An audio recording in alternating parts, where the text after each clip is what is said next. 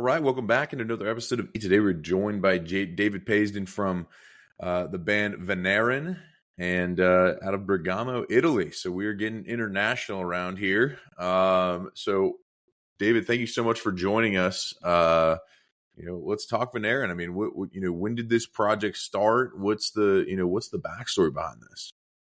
So, first and foremost, thank you for having me. It's great to be chatting with you across the ocean, across the sea.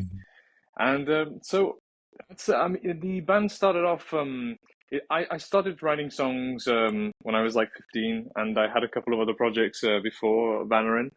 And the band was just it just started off as me writing these songs that I felt I needed to record, and I ended up bumping into a few different people that would then become the future members of the band. We shared a lot of common interests, meaning that we shared a lot of common bands more than anything. We listened to lots of different things, but there were always a few of those bands that were really similar, that really got us connecting. For example, we connected a lot over a lot of early 60s music at first. We've changed a lot since the beginning, because we started off more as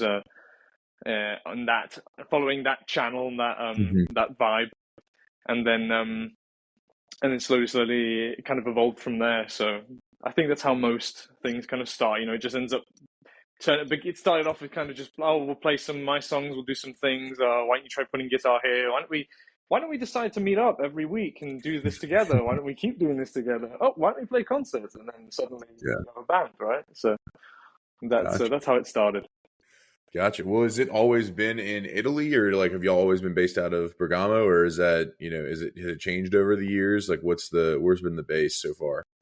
So it's a little bit interesting in a sense that I'm half English, half Italian. So I was born in Brighton, and then I grew up in Manchester, holy land of Oasis, which are quite popular at the moment. Don't know if you know the band; they're pretty popular. Not familiar. Never heard of them. They're good. I'm doing a few concerts around. You should probably see them, a couple of small venues. Yeah. But yeah, so I grew up in Manchester, and then my mother's Italian from Bergamo, which is it's close to Milan, for who obviously doesn't know where it is. It's a really, really nice city for anyone who wants to come over to Italy. It's really, really nice. They've got this old town at the top of the city, which is really cool, with all the castle walls and stuff. Really nice place. And so we moved there when I was 9 years old. And from then I still live here now in Bergamo. And that's where I met all the other bandmates. So all the others are from Bergamo, and the guitarist and the drummer, except for the bassist. He's close. In any case, he's close by. He's in Lecco, which is in any case still within the area. Gotcha. So that's how it happened. Gotcha. Okay. Yeah, I was like, man, I feel like I would be detecting more of an Italian accent here if I were to guess, but that definitely explains it. So, as you guys are getting kind of going in I can do more of this if you like. No, please. But as you guys are getting started in Bergamo, what are the kind of the venues? What's the scene like? I mean, as you're trying to get into, start to where you guys are today, is it a very heavy bar scene? Is it more, hey, we have venues, coffee shops? What were the things that you guys kind of, as the band grew up, played? I think it's a really good question, because I think it's a really interesting one, just because it very much ties into how things are evolving, I think, in the music scene, especially in Italy, but I feel this is kind of becoming more and more international. So what I mean by this is that we started off in Italy. There was a very big, especially in 2014, 15, which is more or less when we kind of started doing our first bits and pieces, and we officially started touring in about 2017 with the first EP, but we were already cooking together before, a couple of years before. And it starts off, there was a lot of rock bands going on, so there was a lot of kind of venues that were very kind of rock and roll, pubs and some underground venues and stuff, it's all that kind of new wave end of the 80s, beginning of the 90s, kind of dark cellar kind of vibe, which was going a lot here in Bergamo and in Italy in general. A lot of those kinds of alternative scenes. for bands. So we played a lot of venues like that. Then as time has progressed, the music has really changed. Music has changed in a way that I wouldn't have even imagined. Like just how people listen to music, how people envision an artist, how people need to behave as artists nowadays. So obviously the venues have changed so much. So I think nowadays it's more like festivals. You've got a lot of festivals happening in Italy. You have a lot of clubs which are doing a lot of electronic music.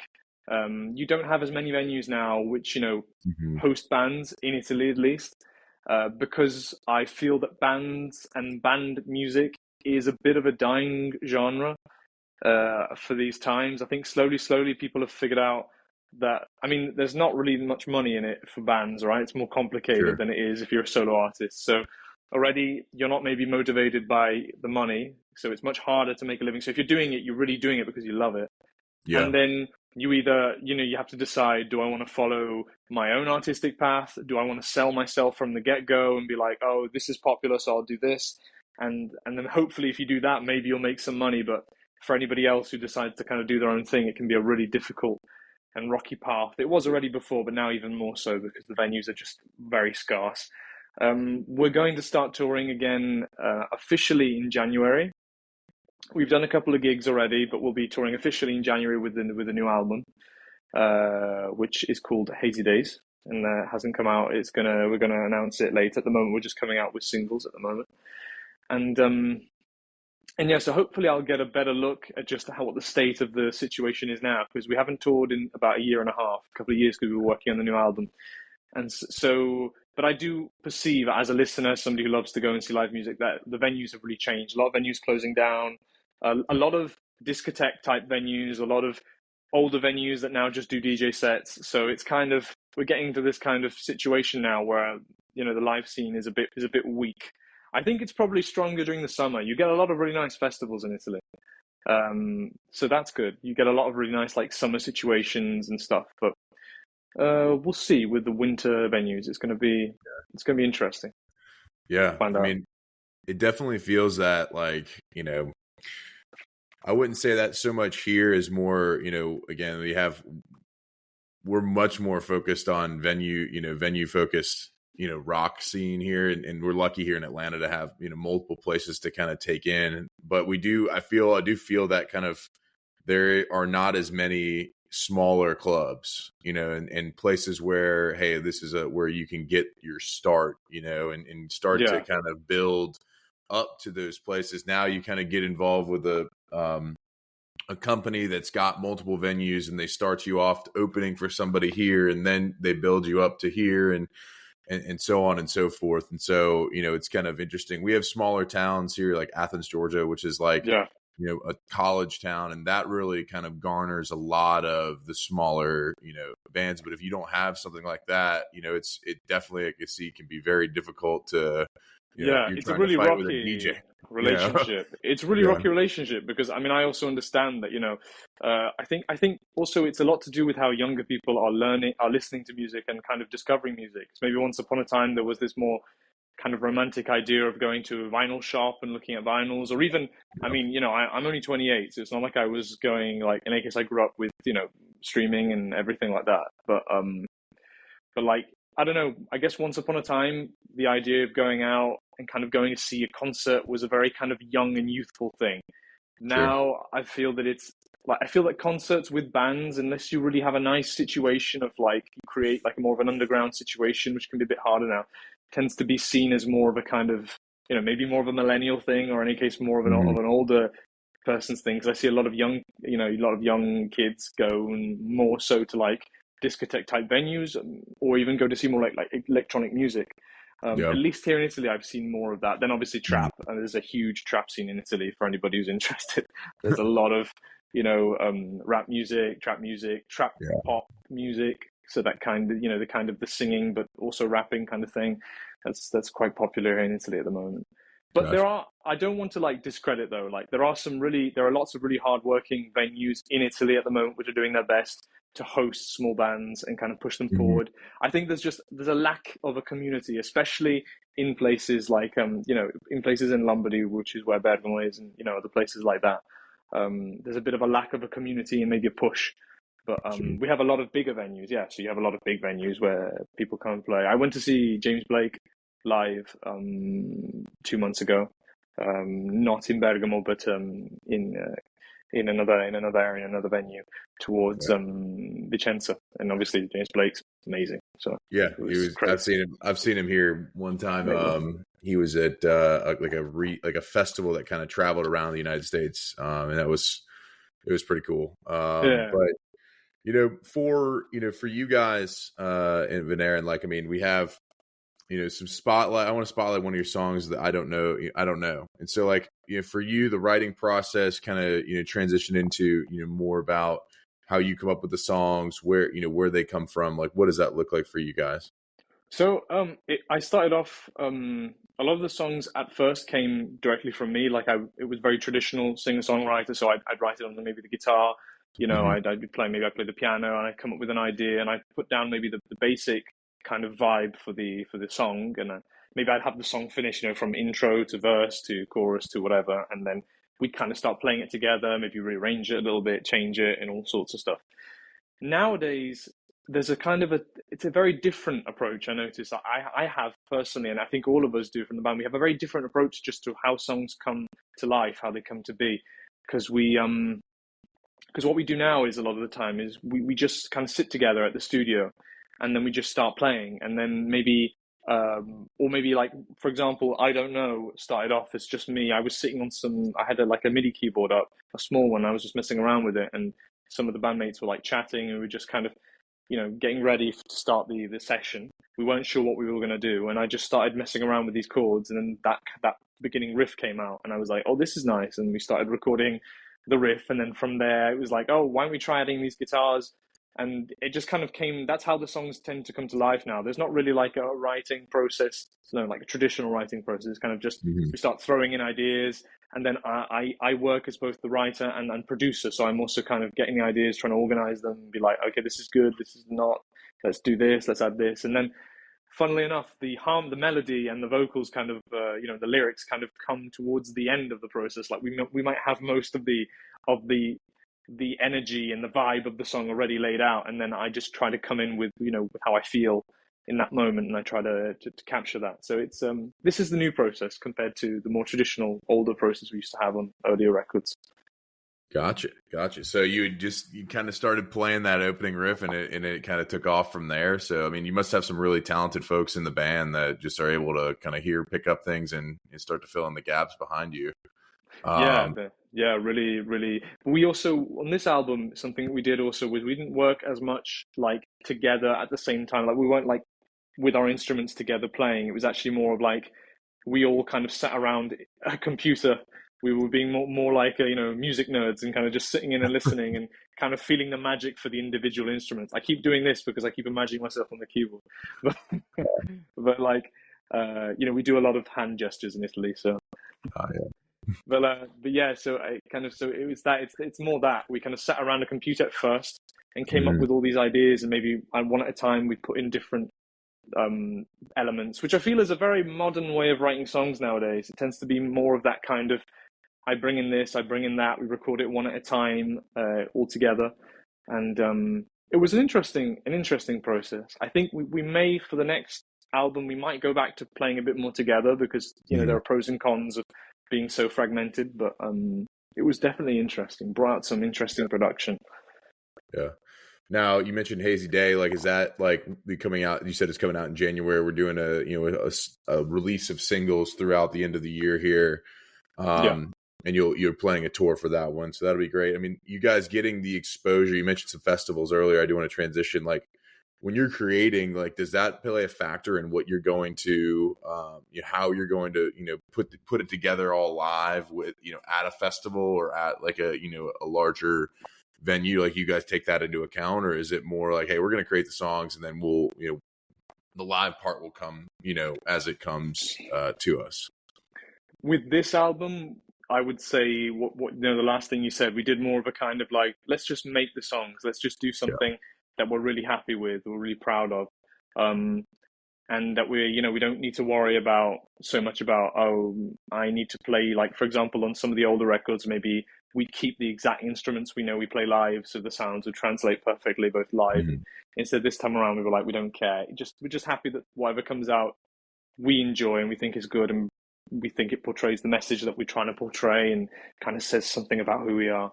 So the live so I think the live show now is exactly that is going to be the tough part of the live show, is kind of being able to translate that aspect because it's much more like electronic compared to some of the earlier stuff. But it's not going to be a problem. Also, because in any case, I think some what can also be even more interesting is what we it's nice to then bring some like live elements to the show, not just do the album identical, right? So even the Yeah. fact that maybe on one song there's an electronic drum kit on the album, but then live we do it with a real drum kit can actually be really interesting once it's rearranged. So it's also really exciting. It can be really fun because you can end up really completely changing the song and creating both a unique experience to those who listen to the album, but also when you go live, which is, I think, loads of fun. Yeah, I mean, definitely always great to hear. Like, if you listen to it on, the streaming services and different places, and it's like, okay, you have like kind of a one idea going into the show, and then you can get a completely different, feel on it. Like it's always fun to be like, man, like that was fresh. You feel like they kind of took a new take on what they had done, and I liked what I'd heard, but now I really like what I'd heard. And I Yeah. wish I could keep that live moment, if you will. So. Want to talk about the festivals. I mean, what's that like playing? Where have you played? What would have been the best kind of highlights there for you guys? So I think we played in quite a few different really cool festivals.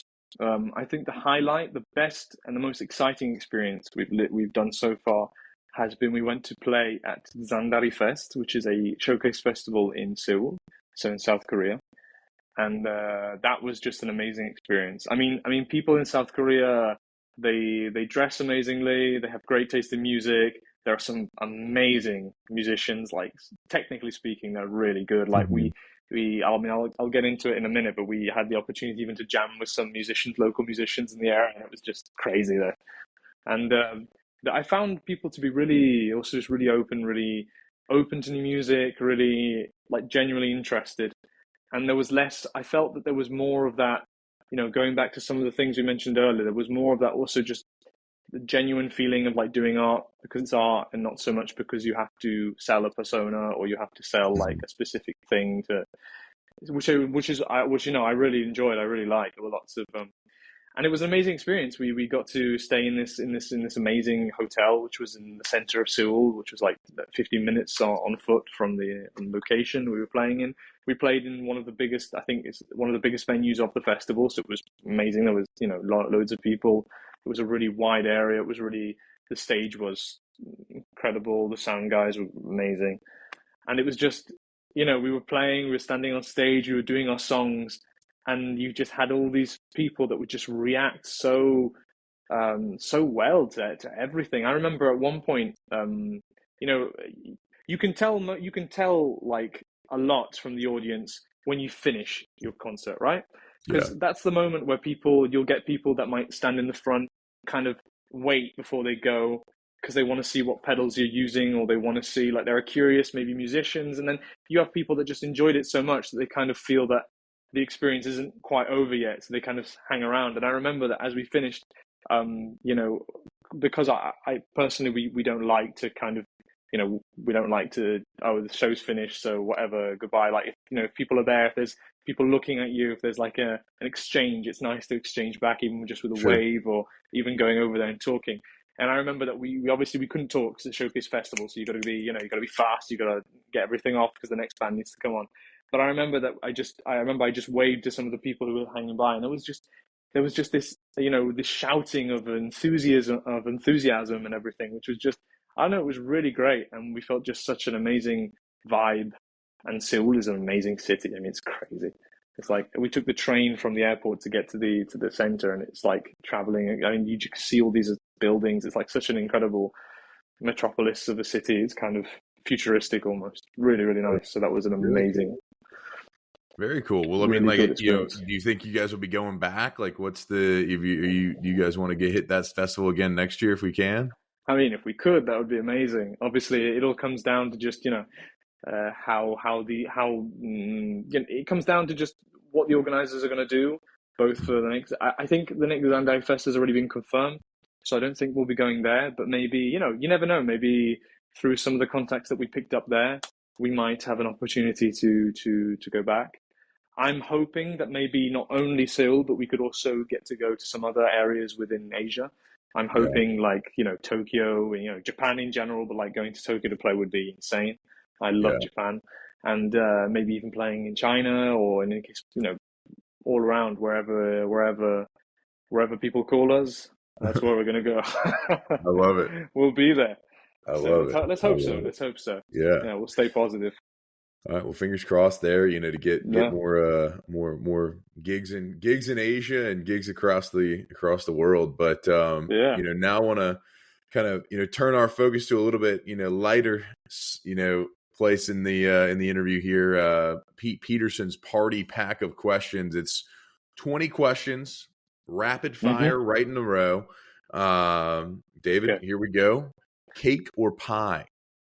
Ooh, cake. All right. Cake wins. Getting it out. Salad or soup? Salad. I mean, they're both. I wouldn't choose any of the two, but I guess salad, I suppose. Okay. All right.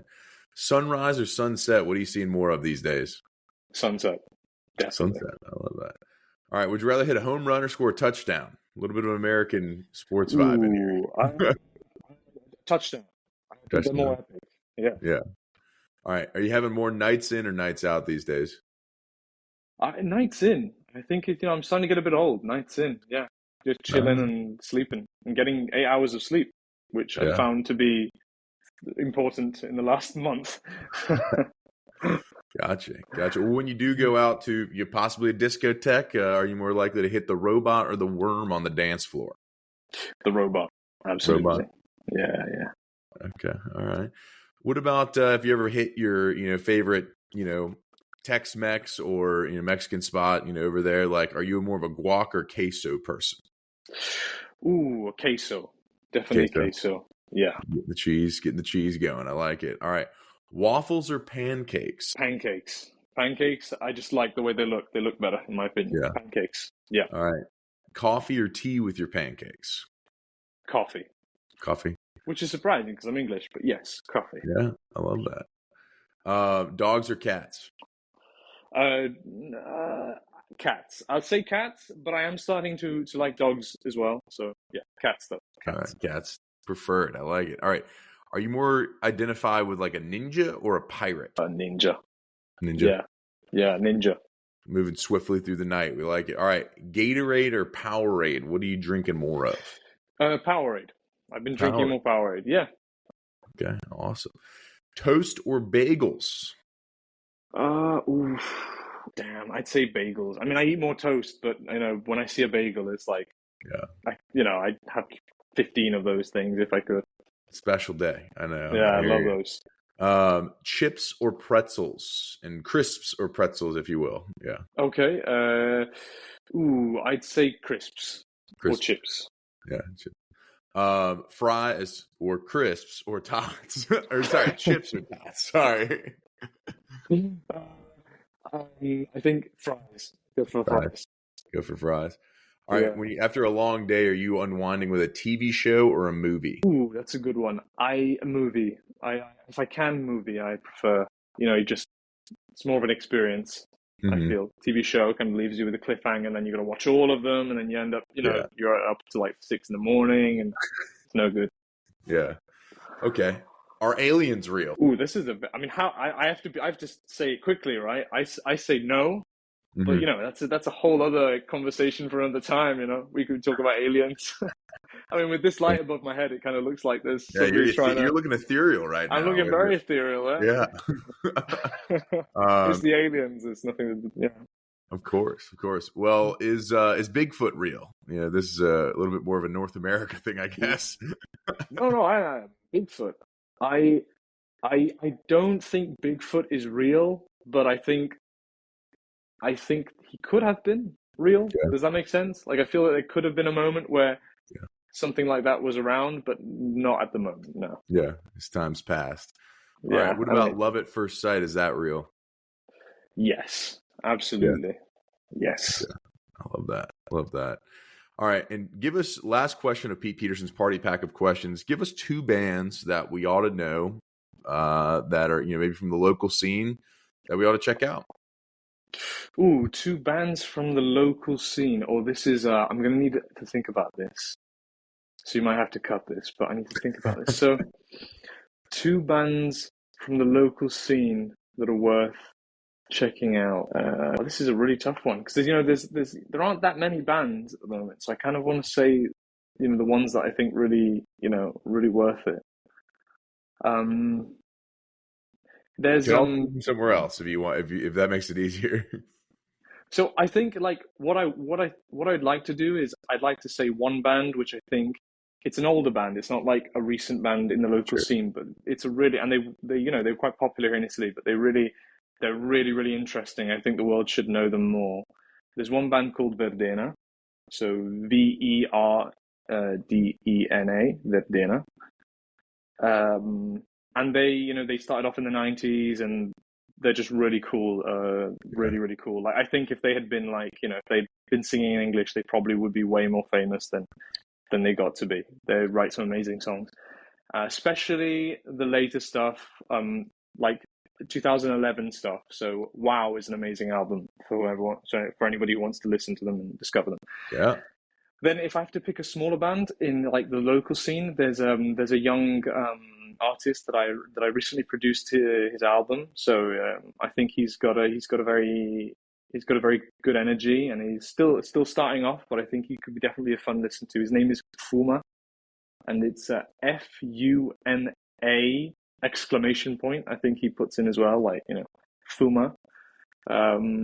So for anybody who wants to check him out, he sings. It's got a kind of a singer-songwriter kind of vibe, very kind of Italian singer-songwriter vibe. But he puts in elements of jazzy stuff and everything. And I think he writes some stuff which is definitely very interesting. And that's good for me. Yeah, I love it. We got a good Those are my couple picks choices. there. So obviously, I'm going to butcher the name Verdana. Verdena. So Verdena. Verdena. So it's Verdena. Verdena and Fuma. Yeah. Fuma with an exclamation point. So we'll have our listeners check those out. And, David, of course, everybody check out Vanarin. Vanarin. Yeah. Vanarin, right? Vanarin. Yeah. Vanarin. Awesome. And check out I Don't Know. They're our song spotlight of the day. They've got some new albums coming out, so follow them on Spotify so you can get notified when things come out with them. David, thank you so much for taking the time, to check in with us, and look forward to seeing you guys, come up and hopefully a festival over here in America soon. That would be amazing. To any promoters who are watching this, let us know. Yeah, that'd be cool. Hopefully, I hope so. Awesome, David. Thank you so much. Taking on. It's been you great. Got it. Take care.